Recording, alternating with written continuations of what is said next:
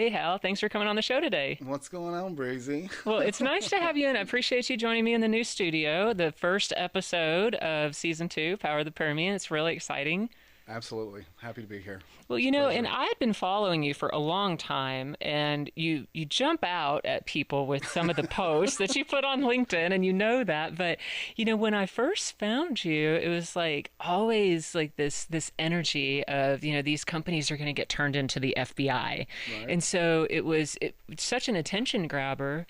But I really started seeing the value of when you would list off the companies that would be delinquent on their accounts, how that was providing such a service for local oil field companies in the Permian. Absolutely. We thought about this. We pondered on it. We said, hey, we know that controversy sells, but we want to protect people from getting burned by other companies. And what's the safe and unliability or clear liability way of doing that? And we talked to the attorneys, and I was like, hey, this is public information. Can I list the cases that we farm out to third party attorneys? And they were like, you can. We have some concerns. Mm-hmm. Let us do some legal analysis. And they came back and said, you're good to go. This is public information.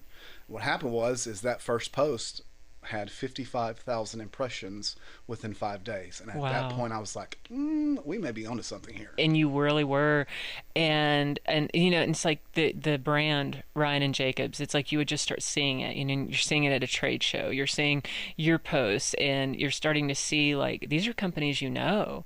or personal testimonies were coming out like they owed us money too. Or the crazy thing is when you see these companies that owe all that money, and then they're still going on vacations, or they're investing in new personal vehicles, or just like not concerned about it at all. It's unfortunate, and I think it all comes to a cash flow problem. Everybody's trying to manage their cash flow from the top to the bottom, and when the top slows the roll, it affects everyone. And then Mm-hmm. you've got these people that they know they owe the money, but they're not actively trying to communicate. At the end of the day, we're trying to facilitate communication. What's the problem? Is there a solution to it, and can we help you? Right? Right. Absolutely. And there's such a need for it because, I mean, a small business, they will just get eaten up by invoices not getting paid, or, the 30-day, 60-day, and it gets pushed out so far, and then you're in a bind. And then there's no way to really get paid because, like, what are you going to do? And so then that's where you guys step in.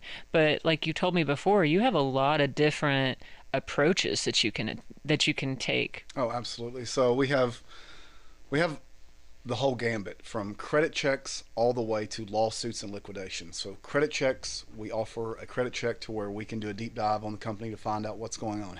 Are they involved in active litigation against vendors? Do they have tax liens? Is the husband and wife of the business getting a divorce? These Mm. are these are data that you're not going to get from a Dun and Bradstreet search. These are data from boots on the ground type of people like we are. Not only that, we use our internal systems. Have they been in my office? What was their demeanor? Do they have any honest intention? What is are they solution driven, right? So we have credit checks, we offer first party collections, and that's very uh, centered around the client because we don't want to hurt any of the business relationships, right? So we act as an extension of the AR to where you're not even knowing that you're talking to Ryan and Jacobs, but you are. Okay. Then we have third party collections, which is hey, send them for collections, I'm done with them. But we understand that each one of these customers, if not now, could be revenue streams in the future. I have clients that have placed them for collections, done business with them again, place them for collections again. And I Really? tell them, they call me and go, Hal, you're not going to believe what just happened. I said, oh no, here we go again. Wow. It's just wild. And then the last but not least is the lawsuits. We actively will have a lawsuit filed. It's very cheap to get done, all the way to judgments, receiverships, and liquidations. But this all goes back to the original task that we were hired to do. We try to convince someone to agree what they originally agreed to with the creditor. That's all we try to do, Right. right? And we have certain ways of doing that, but it all comes down to communication. Like, where did the communication fail? Right. Well, one thing I think, and then just this is just me being an outside perspective and seeing it so for so many years, it's a lot of ways, especially in the Permian, it's business as usual. You kind of accept it, and the more we accept it, the bigger that gets, where people just aren't paying their bills. And then you just, well, we haven't gotten paid, and they'll go 6 months and finally call you. And like you told me, someone could go 6 months trying to get paid. You make one phone call. That's we have a psychological advantage, and I've had clients call me and go, "Hey, man, I cannot believe you did this in one phone call." And what happens is that once you get a third party company involved, they know that the buck stopped, Oh, okay. and it's time to get involved, right? And it's funny you say 6 months because those are past the lien rights in the state of Texas. I always tell the clients, "Hey, try to get me involved before the lien rights expire," right? Okay. That's I mean, if you can lien a piece of property, lien a well on an operator, I mean, we don't want to do that. But at the end of the day, if somebody hasn't been paid, we've got to figure out all angles of getting paid. Just like if you, for your house, had a contractor that ordered a bunch of lumber. If they didn't pay that bill, they're going to come after you. It's just property code, right? So it's funny. It's just we can get involved, and sometimes we get in trouble for doing our job so well. Yeah. But my dad was a criminal defense attorney, and I asked him one time. I said, "Hey, if we get involved on a case, I feel kind of a certain way about charging them our fee." And he said, "No." He goes, "You are due your fee. You did your job. They paid you. They hired you to get a job that they could not get done. Whatever the case may be, you are due your fee." So yeah, I'm all about it. Yeah. No, you definitely are. And you're very well known for it. And I think that the boldness of your approach and the transparency, one, make you very credible and trustworthy, because you're not afraid to put it out there and to stand up for people and do what's right. I think there's a lot of fear in our industry that you're going to lose those contracts that you've worked so hard to get, those MSAs. You're going to lose those vendors, or you're going to lose the social status or the social inclusion, and so it's like you become so tolerable that you're almost desensitized. It's like, well, we're just not going to get paid for that contract, or just hopefully eventually they'll pay us, and you get this bill racked up, like they've got a tab, and they're gonna slow pay you, or like I think we talked the other day. It's like there was one client you had that had $700,000 that was owed to him, and I think that they got a $5,000 payment. And he says, "Well, I don't know if I should place them for collections." And I'm like, "You've already paid the guys on the site. You've already paid the insurance. You've already paid everything. We're months down the road, and this is in New Mexico where the lien rights are even smaller. This guy's been in my office several times. It's not gonna get better." And he goes, "Just wait till I get another job going with someone else, and then I'll place them for collections." Guess what? He still owed that money. Wow. And the last payment is the last payment they paid him. And the question, it comes down to, people always ask me, when should I place them for collections? Well, I tell people, when you're not a priority. What were your terms? Yeah. Even though that you may have an MSA that says 100 or 90, hopefully not 180 days, you have a business to function. You're not going to get in trouble for asking them to pay the bill. You just got to be able to do it and not worry about losing the relationship. Right. If they need you, they're going to keep you. I tell everybody this in our company. You will not get what you will not ask for. In life, in everything. You have to ask for it. What are they going to say? No. At least you asked for it. At least try. Mm-hmm. And, if they appreciate the relationship, they will keep it. Right. Relationships come and go. Mm-hmm. You lose one, you got to find another one Yeah. to replace it. But at the end of the day, if someone is into you for six figures, whether it's 3 figures, 5 figures, 6 figures, you got to get paid. Yeah. The business doesn't function without it. And then Right. we go into this other thing. What happens if he was to factor those invoices? Oh, that's a whole different animal, that factoring. The problem with factoring, we have clients that are factor clients, and I'm good with factoring. But what's scary is when you factor a company that is unable to be factored. I have a whole list. I would love to share that list, but I would get in lots of trouble. These are unfactorable invoices, but yet a salesman decides to call them out there. You decide to do business with them. They run up $100,000, let's say a couple hundred, and you factor them. You've already lost because they're unfactorable, but you don't know they're unfactorable until after the fact. After the factor comes back and says, hey, you owe us back this money. I'm going to pull from your reserves. And instead of it being 1%, it's now 15, 20, 30%, and you've lost. So now you're out the money of the $100,000+ of the invoice plus the amount of the factor costs. It is a very slippery slope. Oh yeah, that. And if you don't have that kind of knowledge, like, I mean, and most people, they see, like, factoring is a way to get some breathing room, or they're in a desperate situation. And so if they don't have that kind of knowledge on the front end, like, hey, there's some companies out there that are unfactorable, but your sales rep might not tell you that, and you're going to get in this bind. You're going to get deeper than you would have been before you even started factoring. Absolutely. We know, and it's funny, we know based on the collections, just to them being, if they've ever been in my office, I know if they're factorable or not. I know if, and then I hear somebody just factors them, and I'm like, what kind of credit check are they running? How are they not seeing that they are unfactorable?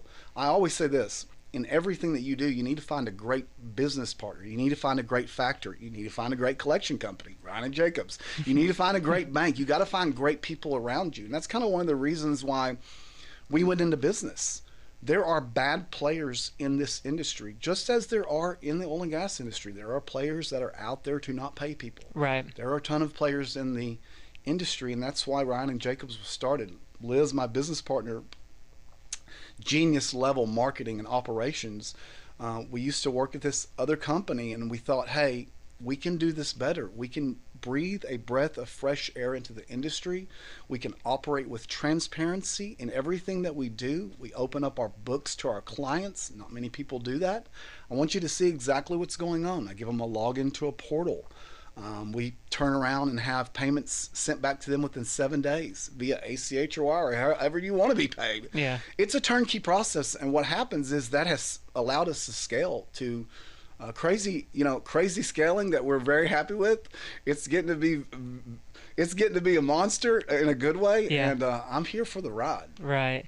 No, absolutely. And I mean, your energy is contagious, and I think that, people appreciate seeing your transparency. And of course, we all know that when we see a post by you and it has the list of the companies filing bankruptcy or the exact amount of money that they owe. And I have found it interesting because you have listed off a couple of companies that I've worked for in the past, and it's so validating for me because I'm like, those companies knew what they were doing 5 years ago when I worked there. They knew that they were overextending their credit. They knew that they weren't paying their vendors, they weren't paying their people right. And they knew eventually that bankruptcy was going to be the answer. They never took proactive steps of any type of corrective action. They instead invested in themselves and vacations and luxury cars and things of that nature. And, meanwhile, they are doing the same business that a reputable, good company is doing. They're getting the same contracts from this. Everybody's got the same MSAs. Like, why are they able to get this business, and then this company over here that's doing everything right, that's paying their bills, are suffering? And that's their competition? That's not a competitor. But like you said, people will go into the oil and gas industry knowing they have no intention of doing good business. They have no intention of surviving that long. They're going to get in a boom, and they'll file bankruptcy before the bust, and they walk away with, they have no integrity. If you have integrity, you wouldn't want to do that. That's not what you're in it for. But if you start with that mindset, like, you aren't ever going to be someone that is worthwhile to do any kind of business with. It's scary that I think about at what point could that be stopped, right? And how far after the company was already circling the drain, 5 years ago, and I know which one we're talking about, right? 5 years ago, and yet they're still going on vacations to Tulum and yada, yada, yada, right? And at one point can you imagine as a salesman for that company? Yeah. What kind of mindset that you have to operate under, knowing that the vendor's not going to get paid. Yeah. You still got to sell it but you're still going to be paid your commission, right? Oh my It's goodness. you take that home with you. You function that with you. You take that to your family, that mindset. And I'm real big on that. I believe that you you can level up, change. This is a version of Hal that I'm happy with right now. But in a year, I want to change, and that's kind of. I've been on a 7-year journey, right? 7-year journey of recovery. I'm Right. been sober for 7 years, and it is the best decision I ever made. I'm gonna get emotional. It's the best decision I ever made, getting sober. It has changed my life in more ways than one. I'm a friend of Bill, one day at a time, right? And I Yeah. have found that I gave myself this kind of marker that says, hey, whatever I'm going through, if I can say that alcohol or drugs can fix that, then I can go use. And guess what? Not once is it Mm. ever going to happen. It's never going to fix the problem. It's only going to train wreck everything and burn everything to the ground. Right.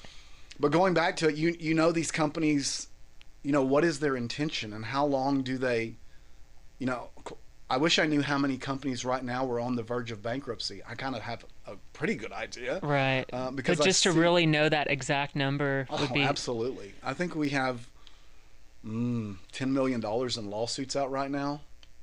And the unfortunate problem is that maybe 30% of them get paid. And you got to look at on the flip side of that. Think about, those companies that did all that. What about the smaller companies that, have, less than 10 people and are trying to operate, and that was the big part of their revenue, and now you're not paying them, and it trickles down. Hmm. It comes to, managing a business. I got a guy that we're going after right now for a little over 2 million, and he flat out said, he goes, look, I came from the field, I didn't come from finance. And I appreciate him telling me that, because that's more of a humanistic approach, going, hey, I'm glad you told me that. It lets me kind of understand what route we need to take. Can we find a solution with this? I don't want to have you sued, man. Hmm. I don't want to put you out of business. I don't want to ruin your MSA with the big guys. We're always solution based, trying to find a solution for all the problems. Hmm. And I think that, with some people, like you said, the vulnerability of him admitting that, and it's really just the admission of, like, you don't know that part of running a business, and you've gotten yourself in this financial bind, and you'd like to get out of it, but to be able to work towards the solution, most people want to avoid the problem, especially when it comes to money. Because if you don't have the money, or even when, like the company that we were referring to, even when they would receive, a big payment, or they would be, financially stronger, they would use it for the wrong things. And there was that greed and that hoarding and that sense of the unwillingness to do what was right, the unwillingness to pay their bills, to pay their debts, is ultimately, has led to their demise, which we all saw it coming. We knew that it would happen, but it's a cancer in our industry that there are so many players that are like that. But if, we have more of that transparent conversation of, this is solution based. We have to fix the problem. This is part of running a business. You need to pay your debts. You need to take responsibility and take the necessary steps moving in the right direction. We can really do a lot to turn the industry around. Absolutely. It comes down to, who are they focused on? Are they focused on themselves, or are they focused on their customers and their clients? We operate focused on clients. We're client focused, which is why we want long-term relationships. I don't want the one and dones. I want I want to be the guy that you call now, 6 months from now, 2 years from now. That's how I think that a lot of these companies start, but then the money gets involved, and they're Yeah. like, everybody wants to be a J.R. Ewing, but everybody don't want to pay their bills. Right. Right? I get it. You want to be this big shot Permian. You want to be a spawn. You want to do this. You want to be Yeah. out at the Mojo Stadium and do all of this, right? Right. I get that, man, but you got to do business right. You got to do it right. And it's crazy that we operate with, imagine this, you collect money, you pay your clients, you get more accounts to collect. What a concept. Right. Wow, that's how we started. Yeah. And it's the same no matter what you're doing, no matter if you're selling widgets or, frac pumps. Yeah. It's the same concept. Same concept. Yeah. Pay the bills that are owed, and protect yourself from getting burned. Ask references. Just because this slick salesman is convincing you to do business with them, do some references. I Yeah. have so many clients right now that frustrates me to no end. They're doing, well, we're doing 60, 70 million a year. Okay, what kind of credit application do you have? Well, we don't. Mm. What? You're telling me you're going on based on this guy that, well, Yeah. I went to high school with him, No. and my uncle knows his sister, right?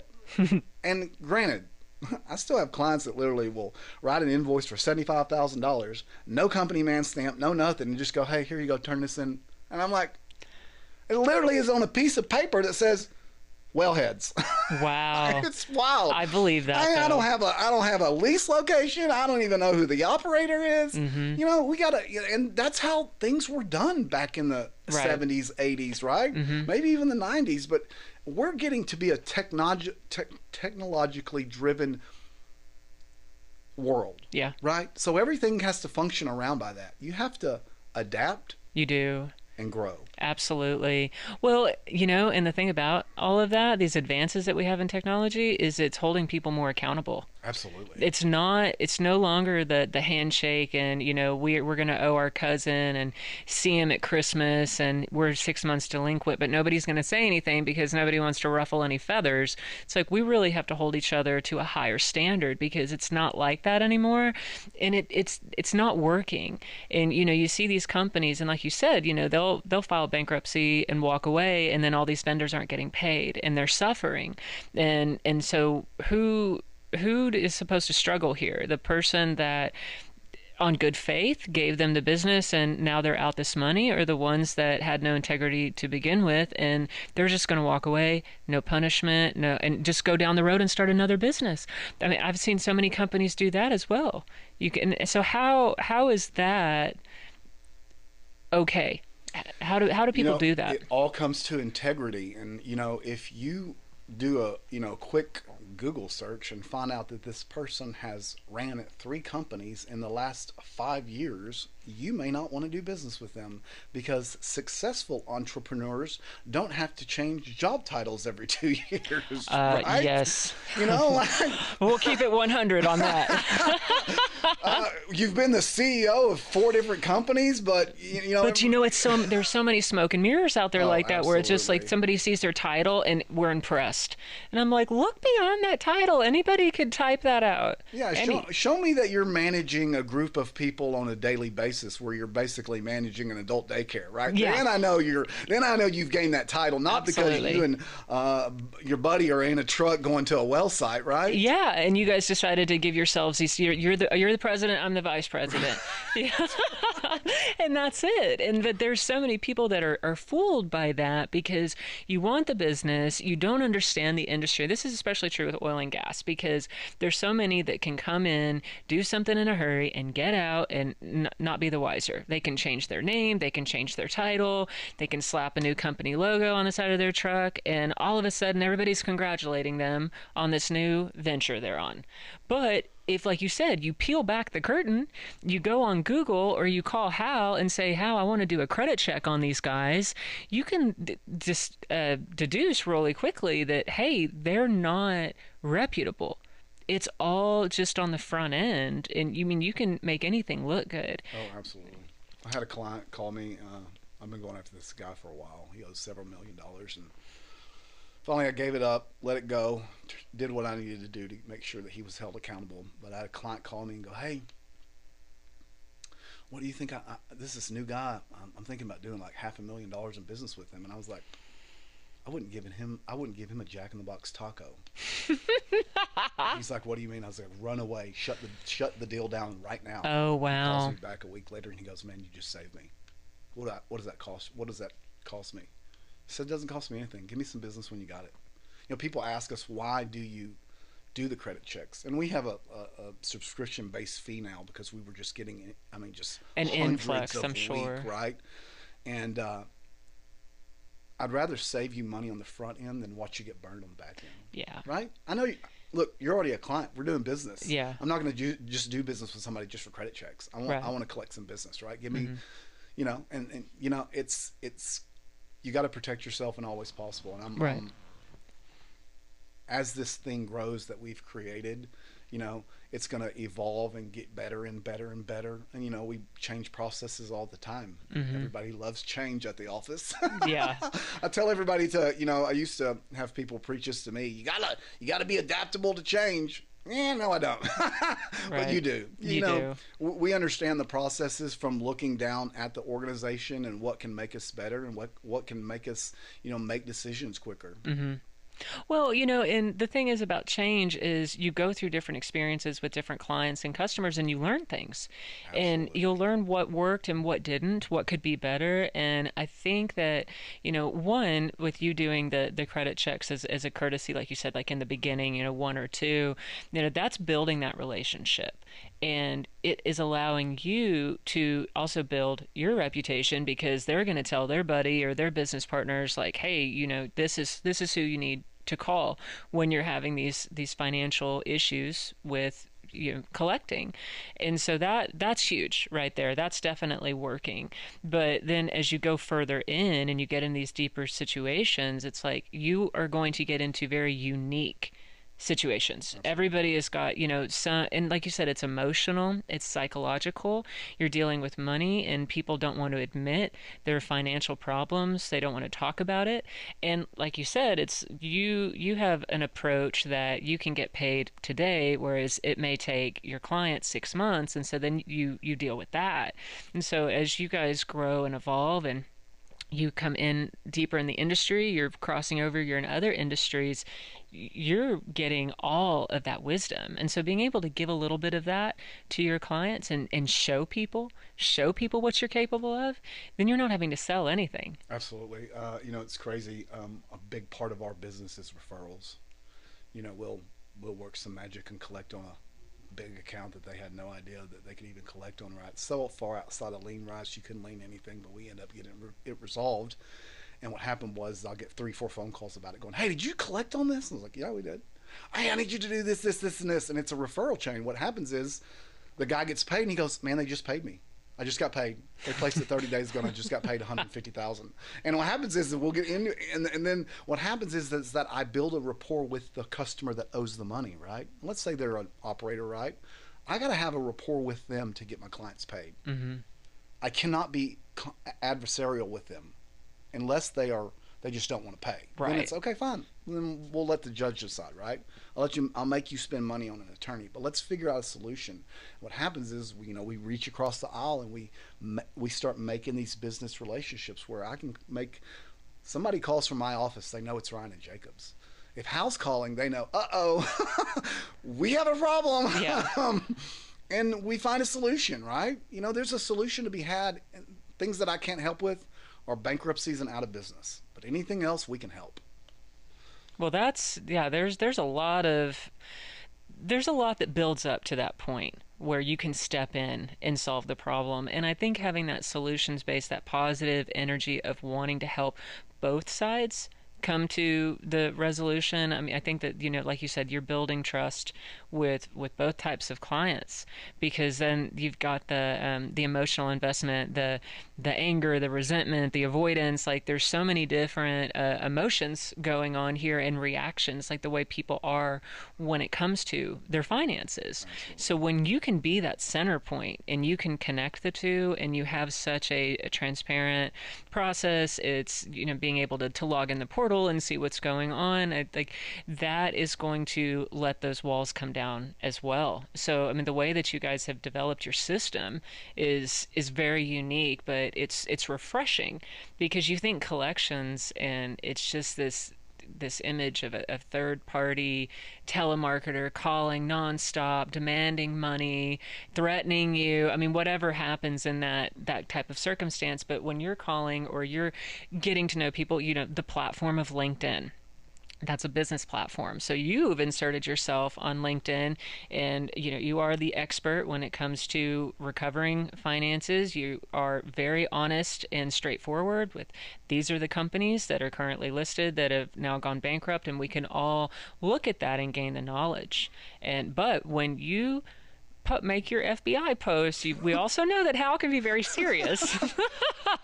Man, that one got me, man. It was a problem where, we get to see trends. It's all about data and trends. And if I see that you've changed, 6 or 7 companies in the last 3 years, and I'm watching people just get burned Hmm. between millions and millions and millions of dollars, and there's no attorney in the Permian that will even take a case against them. Wow. I'm like, okay, well, at this point, this looks like fraud. I'm going to turn it over to these guys, those 3-letter word guys, and see if they can take a look at this. And what happens is I developed a rapport with them.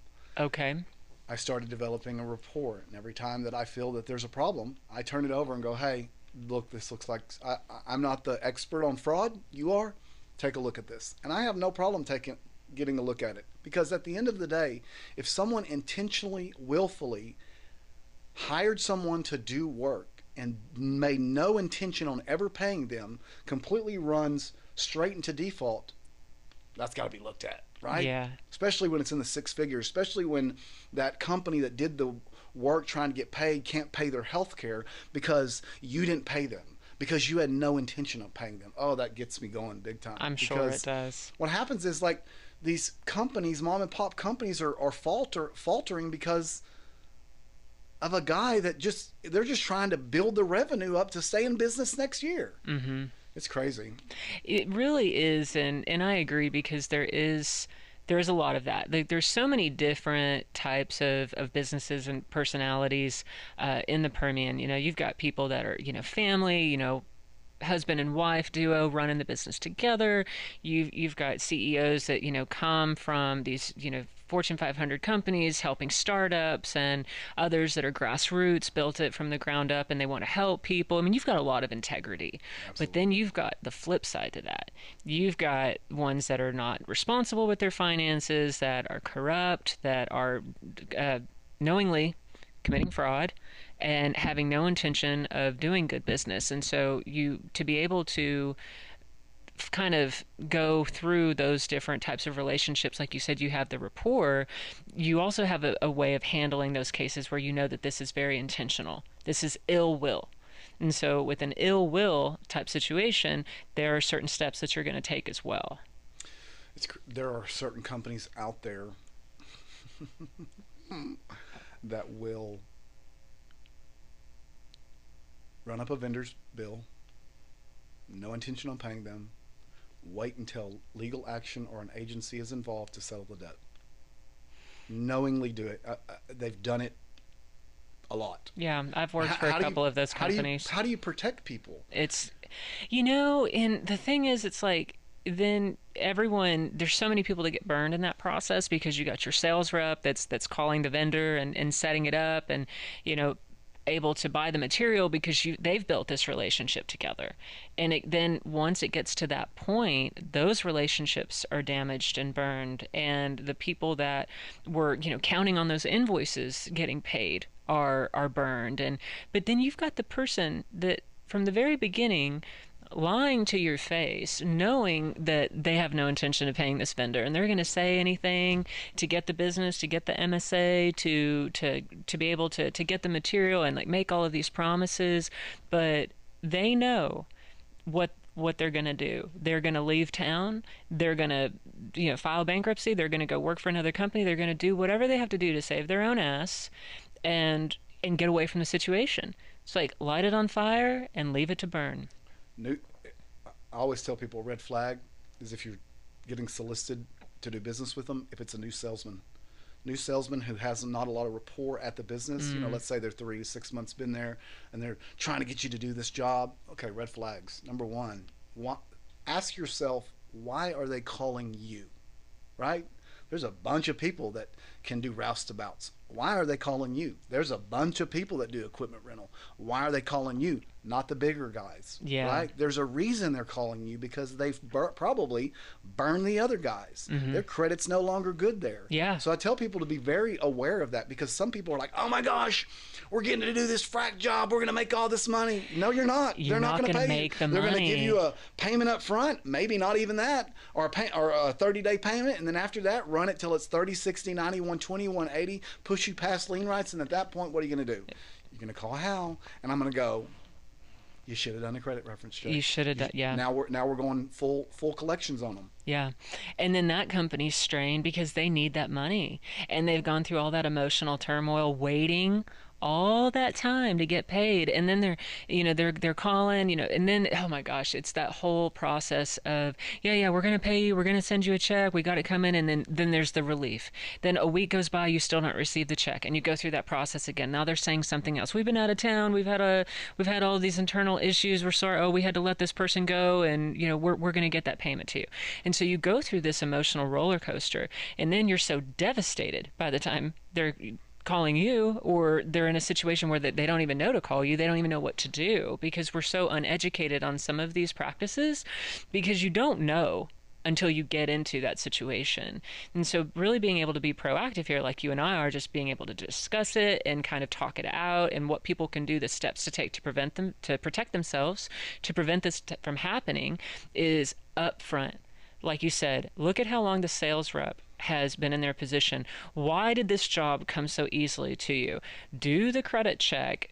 Ask around, like, are they reputable in the first place? Like, there's a lot that we can do on the front end to protect ourselves. But when you start getting into that gray area and the vulnerability of, well, I don't want to push getting a payment because I don't want to lose the business. When they're already defaulted. When they're all, and it's like, well, you're not really, it's like the idea of getting paid, like, that, like, it's dangling the carrot. Absolutely. They're dangling the carrot. Like, well, they owe you $100,000 and they're promising to pay you. So you don't want to rock that boat because you don't want to lose your $100,000. But really, keeping it real, you were never going to get it in the first place. Yeah. And then they call me and they go, well, what about the future business? Okay, well, right now we need to focus on getting you paid, right? Everybody, it's when should I place them for collections, right? I tell people to look at your AR.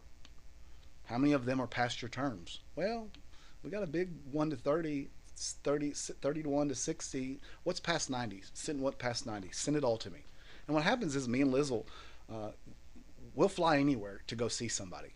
We're all about relationship building. I want to shake the hand of the people that we're doing business with, which is why 6.5 years ago when I started going out into the Permian, I was out there 40 or 52 weeks out of that year. Wow. Shaking hands, kissing babies, doing the, running, but building a brand and a relationship. And our brand is one of the biggest things. Go look at our ratings. Our ratings are phenomenal. The collection agencies don't have ratings like that. Why? Because we're doing it right. Right. We can go out to a business and they'll turn their entire AR over to us past a certain time. And that's what I wish more people did, because you're holding on to these guys for emotional reasons. Mm-hmm. Take the emotions out of it. Take the emotions out of it. Do they owe you money? Okay, then we'll go try to collect it. That's the best that we can do. Yeah. Once they take that emotional, part out of it, we get past it and we can move on. We just had a settlement for a client, and the client was like, hey, I'm not taking the settlement, he owes me this money. I was like, I get all that. He has 9 judgments against him right now.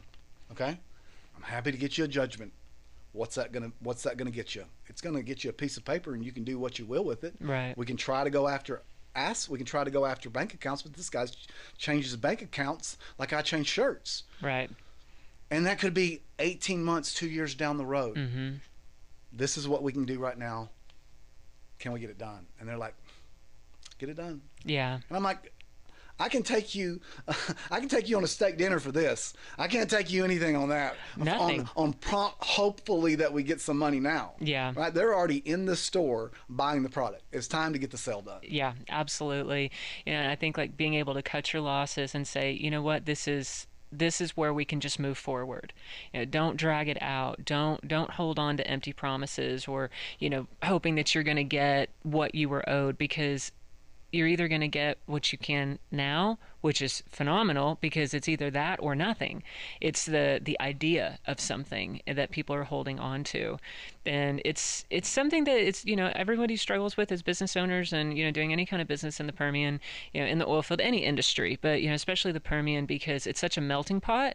People come from all over, and so you don't know a lot of times who you're doing business with. Or it's the other side, that it's your buddy, and you're went to high school together, you guys used to play football together, whatever. whatever the association is, and so you don't want to rock the boat. But having you come in, having Ryan and Jacobs come in to be that mediator, to be that connector, you can keep a lot of those relationships intact and build more business and build help people rebuild their businesses. Some people, ask me, going, "Hey, how can we make sure that we don't rock the boat? Because if I place them for collections, I'm going to lose the business." Okay, we got first party for that. We call as you. Well, how does that work? Well, your accountant, your CFO, all your people in your office, they get paid whether they collect or not. Correct? Okay, we don't. We got to get it collected. So we've got a lot more. We can handle it with professionalism intact, keeping your business keeping your the business relationship intact, but letting us go after it a different way. We just have a approach that's different. Well, how can you do it then?